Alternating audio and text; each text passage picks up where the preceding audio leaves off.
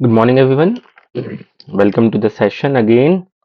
I am your friend Kuldeep, and I'll be teaching you more about the NumPy. और कुछ लोग सोच रहे होंगे शायद कि NumPy का मतलब मुद्दा ही खत्म नहीं हो पा रहा है, बहुत दिनों से चल रहा है. बट मुझे लगता है ये काफी इम्पोर्टेंट है क्योंकि डेटा साइंस के अंदर, मशीन लर्निंग के अंदर आप इसको काफी यूज करते हैं. ठीक है. और इसकी मदद से आप बहुत सारी चीजें एक्सट्रैक्ट भी कर सकते हैं. ठीक है. तो इसके अलावा हमें अपना टॉपिक स्टार्ट करना चाहिए. तो नमपाई के अंदर हमने अभी तक काफी कुछ सीखा. मल्टी डायमेंशनल एरे बनाया हमने हमने लाइक इनवर्स निकाला, हमने हमने ट्रांसपोज निकाला किसी भी मैट्रिक्स का. और हमने और भी चीजें करी, जैसे कि हमने आइडेंटिटी मैट्रिक्स बनाया. हमने मैट्रिक्स ऐसा बनाया जिसके अंदर सारे ही वन हो. तो ऐसा कुछ लोग पूछेंगे हमने क्यों करा, क्योंकि ऐसी चीजें आप इमेज प्रोसेसिंग के अंदर यूज करते हैं, आप जब कभी फिल्टर वगैरह बनवाना चाहते हैं. ठीक है. तो चलिए आगे बढ़ते हैं.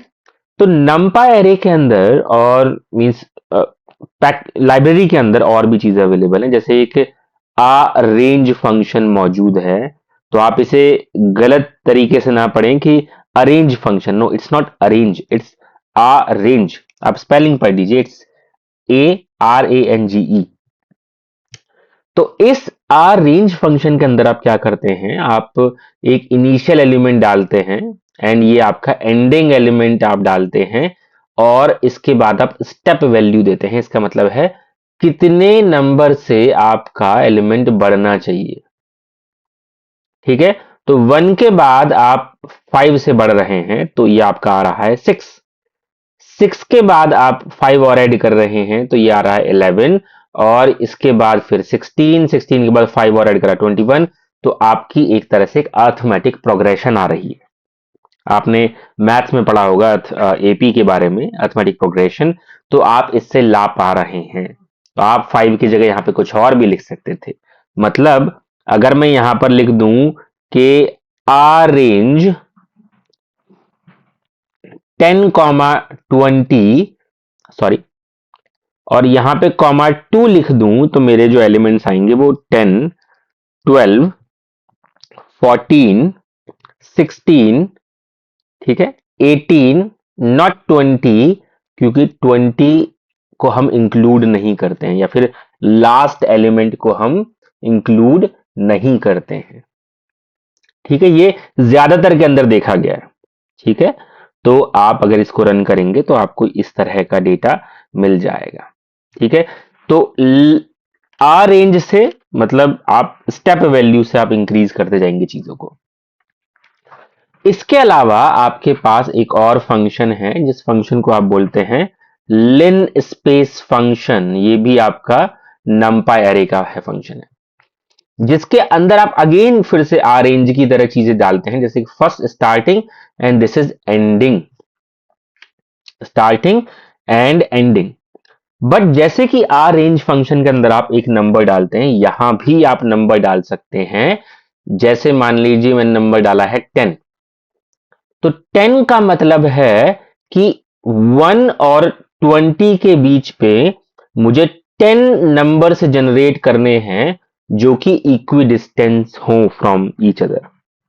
इसका मतलब अगर मैं 1 और 20 के बीच में 3 नंबर जनरेट करूंगा, तो वो ज्यादातर ऐसे निकल के आएंगे कि 3 इक्विडिस्टेंस पोजीशन पे something around like 6 and then 12 and maybe 18. मैं गलत भी हो सकता हूं, पर कहने का मतलब ये है कि 1 और 20 के बीच में 3 एलिमेंट्स, अगर मैं लिन स्पेस 1, 20, 3 देता हूं, बट 1, 20, 100 दिया, इसका मतलब है 100 elements between 1 and 20 only. It means if third element जो मैं दे रहा हूं, जो भी ये है, अगर मैं ये ज्यादा डालता हूं, तो इसका मतलब है मेरे पास नंबर्स हाईली पैक्ड आएंगे एक रेंज के बीच में. अगर कम नंबर है तो कह सकता हूं कि इतने पैक नहीं आएंगे. तो इसका मतलब ये है कि अगर मैं 1 और 5 भी दे दूं, मींस स्टार्टिंग एंड एंडिंग, और बीच में अगर मैंने थर्ड एलिमेंट जो दिया मैंने वो 1000 दे दिया, इस 1000 का मतलब होगा 1 और 5 के बीच में मुझे 1000 नंबर्स जनरेट करने हैं, वो भी इक्विडिस्टेंट। तो इट मींस बहुत हाईली क्लोज नंबर आएंगे। एंड नंबर बोल रहा हूं मैं, यहां पर मैं इंटीजर की बात नहीं कर रहा हूं। तो आप देखेंगे कि जब मैं यहां पर लिन स्पेस डाल रहा हूं 1,20 एंड 40 का मतलब है 40 नंबर्स बिटवीन 1 एंड 20 इक्विडिस्टेंस। तो इफ आई रन दिस, तो मुझे इस तरह का डेटा मिलेगा। आप देख रहे हैं कि पहला नंबर 1 है, उसके बाद 1.4, उसके बाद 1.9, उसके बाद है मेरा 2.46 एंड सो ऑन टिल 20। ठीक है, तो ये हम कर सकते हैं। इसका आप डेटा टाइप चेक करेंगे तो ये भी एक नमपाई एरे है। नमपाई एरे के अंदर आपको और भी चीजें मिल जाएंगी, जैसे कि आप पाई की वैल्यू फाइंड आउट करना चाहते हो।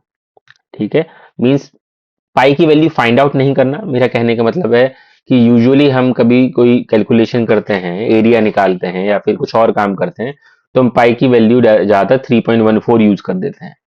मगर बहुत प्रिसाइज कैलकुलेशन करने के लिए पाई की वैल्यू हमें ज्यादा डेसिमल प्लेसेस तक यूज करनी चाहिए, जो शायद हमें कभी कभी याद ना हो, बट नंपाई एरे के अंदर उसकी काफी अच्छी प्रिसाइज वैल्यू मौजूद है, जो कि ऑफ कोर्स कंप्लीट वैल्यू नहीं है, क्योंकि पाई की वैल्यू तो अभी तक कोई फाइंड कर ही नहीं पाया है।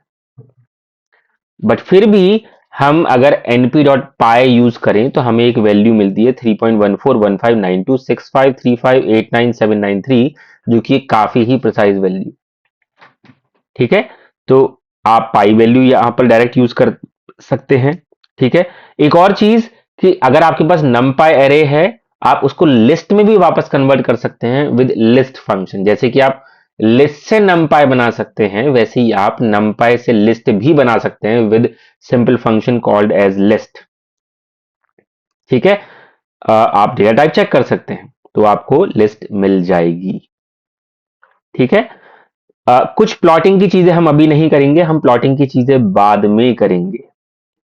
ठीक, अगर आप np.arrange ऐसे लिखेंगे सिर्फ 20, इसका मतलब सिर्फ बाय डिफॉल्ट ये माना जाएगा आप 0 से 19 एलिमेंट्स आपके मिल जाएंगे, जिसका बाय डिफॉल्ट बैकएंड पर इसका सिर्फ इतना ही मींस बैकएंड पर ये किस तरीके से लिखा जा रहा होगा, 0,20,1, दैट्स इट। तो ये एंड लिन अरेंज 20 सेम चीज है। ठीक है, तो हमें इस तरह का आउटपुट मिल रहा है। आप ये भी कर सकते हैं, जैसे कि आपको डेटा 3 मिला, जैसे ये डेटा 3 जो है ये सिंगल डायमेंशनल डेटा है। जैसे अगर मैं एक यहां पर ऐड करूं एक इसको, और डेटा अंडरस्कोर 3 को मैं एंडिम अगर लिखूं, तो ये मुझे 1 दिखा रहा है, इसका मतलब है 1 डायमेंशनल डेटा। ठीक है, अब ये 1 डायमेंशनल जो डेटा मुझे पास है, मैं इस डेटा को मल्टी डायमेंशनल डेटा बनाना चाहता हूं। या तो मैं क्या करता कि शुरू से मल्टी डायमेंशनल डेटा बना के चलता, जैसे कि हमने प्रीवियस वीडियोस के अंदर देखा है, मगर मैं इसे भी directly 1D dimensional sorry multi dimensional data बना सकता हूं। उसके लिए मेरे पास एक फंक्शन है जिसका नाम है रीशेप। तो मैं इस डेटा 3 के ऊपर रीशेप फंक्शन यूज कर दूंगा, और ये तो आपको पता ही है। इसका मतलब है एक तो ये चीज बहुत इंपॉर्टेंट है, टोटल नंबर ऑफ एलिमेंट्स जो हैं 20 हैं। तो टोटल नंबर ऑफ एलिमेंट्स हमारे पास 20 ही आने चाहिए, जैसे 5 इंटू 2 इंटू 2 करके, क्योंकि ये हमें एक साइज बताता है मल्टी डायमेंशनल एरे का। अगर आपने प्रीवियस मेरे वीडियोस देखे हैं, तो 2 बाई 2 का तो मतलब है कि एक 2D एरे जो है वो आपकी 2 बाई 2 की होगी, मतलब रो इंटू कॉलम। और ऐसी 2D एरे कितनी होंगी, 5। It means it's a 3D array. तो अगर आप इसको रन करते हैं तो आपको जिस ऑर्डर में डेटा मिला था उसी ऑर्डर में आपको यहां पर एरेज मिल जाएंगी। तो ये एक 2D एरे है, ये भी एक 2D एरे है, ये भी एक 2D एरे है, एंड सो ऑन। सो ऐसी 5 2D एरे हैं। ठीक है, तो हमें इस तरीके से रीशेप की कैपेबिलिटी मिल जाती है numpy एरे के अंदर। साथ में numpy एरे के अंदर कई बार आपको ऐसा होता है कि आप मतलब रैंडमली ही एरे जनरेट करना चाहते हैं तो आप वो 2,3,2 with np.random and then inside that we are using a function called as rand, ये हमें एक रैंडम नंपाई एरे भी दे देगी, जिसका मतलब है 3/2 की तो आपकी 2D है और ऐसी दो 2D है। तो आपको इस तरह से भी आपको random number generated 3D array मिल जाएगी नंपाई एरे से। ओके, आप चेक कर सकते हैं डिमेंशन। तो जैसे आपने रैंड फंक्शन यूज करा वैसे ही आप एक और फंक्शन यूज कर सकते हैं रैंड एन। यहां भी ये वही काम करेगा जो आप यहां कर रहे हैं, डिपेंडिंग ऑन कि आप किस तरह का डेटा पास कर रहे हैं। यहां पे अगर आप 2D डेटा पास कर रहे हैं तो 2D एरे बनाएगा, अगर आप 3D डेटा पास कर रहे हैं तो 3D डेटा बनाएगा, जो कि यहां बनाया हुआ है। यहां आपने सिंगल नंबर पास किया है, इसका मतलब है सिंगल डायमेंशनल डेटा बनाएगा, मगर यहां आपने एक स्पेशल फंक्शन यूज करा है जिसका नाम है रैंड एन। तो ये फंक्शन जो काम करेगा, ये आपका सीधा ये काम करेगा कि आपको रैंडम नंबर तो जनरेट करेगा, मगर वो रैंडम नंबर जनरेट इस वे में करेगा कि अगर आप उस डेटा को हिस्टोग्राम के थ्रू बनाएंगे तो आपका एक नॉर्मल डिस्ट्रीब्यूशन दिखाएगा। नॉर्मल कर्व आपने शायद पढ़ा होगा, जिसे आप गॉसियन कर्व भी बोलते हैं। और इस दुनिया के अंदर ज्यादातर जो चीजें जो रैंडमली हो रही हैं वो गॉसियन कर्व फॉलो करती हैं डिस्ट्रीब्यूशन। तो इसका मतलब सिर्फ इतना है कि ये आपको डेटा इस तरीके से रैंडमली जनरेट करके देगा जिसकी मीन वैल्यू तो 0 होगी और स्टैंडर्ड डेविएशन आपका 1 होगा। ओके, मीन वैल्यू 0 होगी, स्टैंडर्ड डेविएशन आपका 1 होगा। फ्यूचर में अगर मेरे पास, ऑफ कोर्स मुझे टाइम निकालना ही पड़ेगा, कभी मैं स्टैटिस्टिक्स के रिलेटेड भी मॉड्यूल्स और चैप्टर्स बनाऊंगा, तो हम तब इनके ऊपर बात करेंगे उन स्टूडेंट्स के लिए जिनको इसके बारे में आइडिया नहीं है। ठीक है, बट फिलहाल आप समझिए कि ये नॉर्मली डिस्ट्रीब्यूटेड डेटा होगा जिसका मीन 0 होगा और स्टैंडर्ड डेविएशन 1। इस तरह का रैंडम डेटा आप जनरेट कर सकते हैं।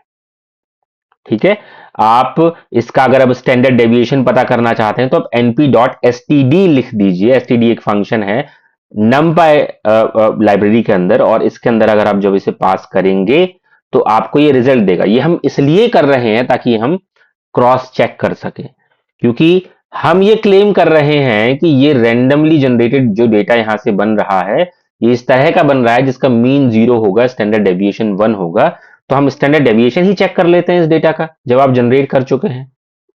तो इसके लिए np.std हमने यूज करा और इसके अंदर आपने न्यू अंडरस्कोर एरे 2 पास कर दिया, तो हमारे पास जो वैल्यू आई है वो 1.0019 एंड सो ऑन आई है। इसका मतलब ऑलमोस्ट 1 है। एक्चुअली ये जो होता है ये in quite a large number के लिए ट्रू होता है, क्योंकि 100 नंबर के लिए तो ये ट्रू नहीं होने वाला है, हालांकि इंटेंशन वही है। और ये हमारे पास जो डेटा है ये 1,00,000 या फिर 100,000 डेटा पॉइंट्स के लिए है। तो अगर मुझे बहुत ज्यादा प्रिसाइज चाहिए तो मैं ज्यादा नंबर जनरेट कर सकता हूं। इसीलिए आप मीन भी चेक करिए, तो मीन भी आपका ऑलमोस्ट 0 आ रहा है। ठीक है, इसी तरीके से आपके पास और भी फंक्शंस अवेलेबल हैं। ओके, जैसे कि आपके पास फंक्शन है रैंड इंट फंक्शन है, ये क्लियरली इसको आपको इसका मीनिंग समझ में आ रहा होगा। इसका मतलब है रैंडमली इंटीजर जनरेट करना। ओके, बिटवीन दिस रेंज, मगर एक ही इंटीजर जनरेट हो रहा है क्योंकि आपने थर्ड आर्ग्यूमेंट नहीं दिया है यहां पर। ठीक है, तो 10 एंड 60 के बीच में रैंडमली आपने एक नंबर जनरेट करा है जो कि इंटीजर है, तो इसलिए आपकी वैल्यू एग्जैक्ट आएगी 29, 31, 64 एंड सो ऑन। ओके, 64 नहीं, क्योंकि 64 तो एक एक्सटर्नल नंबर हो गया आपकी आउटर रेंज से। तो आप अगर इसे जनरेट करेंगे तो देखिए, आप इसे जितनी बार भी जनरेट करेंगे आप नया नंबर पाएंगे यहां पे, क्योंकि ये रैंडमली जनरेट कर रहा है। और सीड फंक्शन में आपको बता ही चुका हूं सीड का काम क्या है। सीड का काम क्या है कि आप उसी रैंडम नंबर को फिर से जनरेट कर पाए। ठीक है, आप पुराना मेरा वीडियो उठा के देख सकते हैं। तो अगर मैं सीड 100 कर देता हूं और मैं रैंडम नंबर जनरेट कर रहा हूं, इंटीजर सॉरी, तो यहां पे स्टार्टिंग तो 100 से 10 से होनी है, एंडिंग 100 से होनी है, बट यहां पे इस बार थर्ड आर्ग्यूमेंट भी है, जिसका मतलब है कि मुझे 9 मतलब 9 इंटीजर जनरेट करने हैं 10 से 100 के बीच में। ठीक है, तो मैं अगर इसे रन करता हूं तो मेरे पास इस तरह के नंबर आ रहे हैं। और अगर मैं फिर से रैंडम नंबर जनरेट कर रहा हूं इंटीजर विद सेम फंक्शन, तो क्या होगा? कुछ लोग गैस कर सकते हैं इसे, और शायद उन्होंने गैस करा भी होगा। पॉज करके आप इसका आंसर दे सकते हैं। और वो रहा है डिफरेंट रैंडम नंबर, क्योंकि सीड हमने यहां पर वो यूज नहीं किया है जो हमने जस्ट उससे पहले यूज किया था। ठीक है, अगर आप सीड फिर से 100 यूज करके एक बार फिर रैंडम नंबर जनरेट करते तो आपके पास रैंडम नंबर सेम आते। ठीक है, इसको भी आप रीशेप कर सकते हो। आप रीशेप सीख ही चुके हो, तो आप रीशेप करके इस तरह के डेटा को भी ला सकते हो। उसके ऊपर आप डॉट प्रोडक्ट कर सकते हो मैट्रिक्स का, जो आपने पहले सीखा हुआ है, mat one dot dot and mat two, it will be a dot product of the two matrices. आप इस तरीके से भी डॉट प्रोडक्ट यूज कर सकते हैं, एनपी डॉट डॉट, सेम ही बात है। ठीक है, आप या तो इस तरीके से यूज कर लो मैट डॉट डॉट, या फिर आप इस तरीके से यूज कर लो एनपी डॉट डॉट, सेम चीज आपको मिल जाएगी यहां पर। ठीक है, तो मुझे लगता है आज का मॉड्यूल या फिर आज का जो हमारा ये वीडियो है, ये इतना ही काफी है, क्योंकि फिर ये और लंबा हो जाएगा, जैसे कि मैं हमेशा बोलता हूँ। और हम नेक्स्ट टाइम मिलते हैं। But practice hard and practice well, क्योंकि बिना प्रैक्टिस से कुछ नहीं होता है। किसी और आपके फ्रेंड को जरूरत हो तो आप उसको इस वीडियोस की तरफ पॉइंट कर सकते हैं, या फिर खुद भी आप उसकी मदद कर सकते हैं। ठीक है, तो फिर हम मिलते हैं नेक्स्ट टाइम।